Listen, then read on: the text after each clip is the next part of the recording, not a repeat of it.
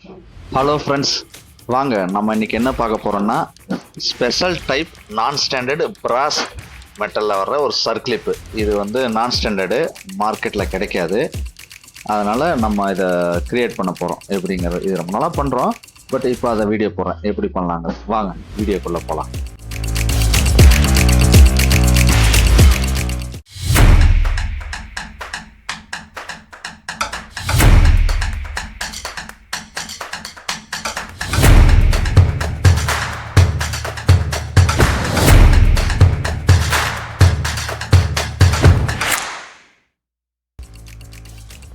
இது வந்து மாடலுங்க, 3D மாடலு.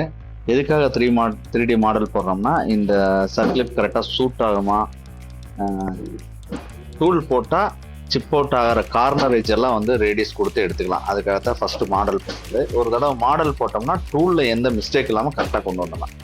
மோஸ்ட்லி அதுக்காக தான் மாடலே போடுறது. மாடல் போடுறது வந்து ஒரு ப்ராக்டிக்கலாக செய்யறதுக்கு முன்னாடி தியரியாக செஞ்சு பார்க்குறது.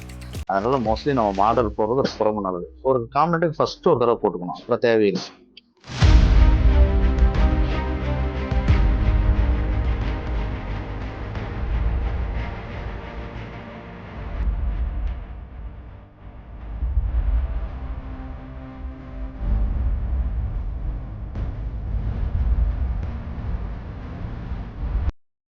கடந்த ஒரு வாரமாக நம்ம வீடியோ போடலைங்க. ஒர்க்லோடு ரொம்ப கம்மியாக இருந்தது.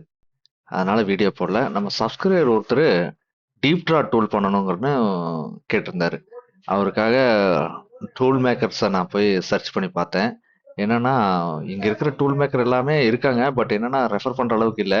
ஒரு டூல் மேக்கர் ரொம்ப ஜென்யூனான டூல் மேக்கர் இருந்தார். அவர் நார்த் சைடு போயிட்டார். அவரை பிடிக்கவே முடியல. யாராவது இருந்தீங்கன்னா, டூல் மேக்கர் இருந்தீங்கன்னா கமெண்ட் பாக்ஸில் வாங்க, நான் அவருக்கு சப்போர்ட் பண்ணி கொடுக்கலாம். அவர் கேட்குறது டீப் ட்ரா டூல். இது சிஆர் சீட்டு மாதிரி 8x4 சைஸில் கிடைக்காதுங்க. இது 355 mm 1250 mm கிடைக்கும். இது பாருங்கள், மெட்டீரியல் பர்ச்சேஸ் பண்ணுற கடையில் பிராஸு, காப்பரு, அலுமினியம் எல்லா மெட்டீரியலும் கிடைக்கும். இது சின்ன சைஸாக தான் வரும். இதை வாங்கி நம்ம ஸ்டிப்பர் கட் பண்ணணும். அது கட் பண்ணி நம்ம காம்பனண்ட்டாக க்ரியேட் பண்ணணும். அந்த கடையில் எல்லா மெட்டீரியலும் கிடைக்கும்.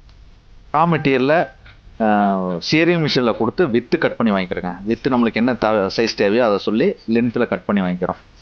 இது 4 அடி லென்த்தில் கட் பண்ணி வாங்கிக்கிறோம். இதுக்கப்புறம் லென்த்து நம்ம கால்குலேட் பண்ணி கட் பண்ணணும். அது எப்படி பண்ணலாங்கிறத பார்க்கலாம்.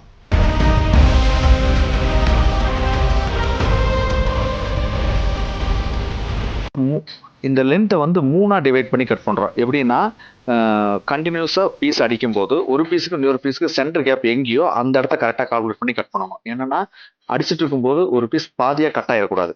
அதனால் அப்படி டிவைட் பண்ணி 3ஆக டிவைட் பண்ணி கட் பண்ணுறோம்.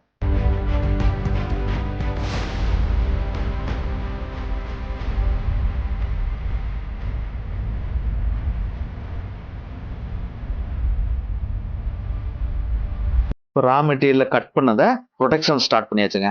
ப்ரொடெக்ஷன் எப்படி அடிக்கிறாங்கன்னா, ஒரு ஸ்ட்ரோக் அடித்து எடுத்துட்டு திருப்பி வச்சு ஒரு ஸ்ட்ரோக் அடிப்போம்.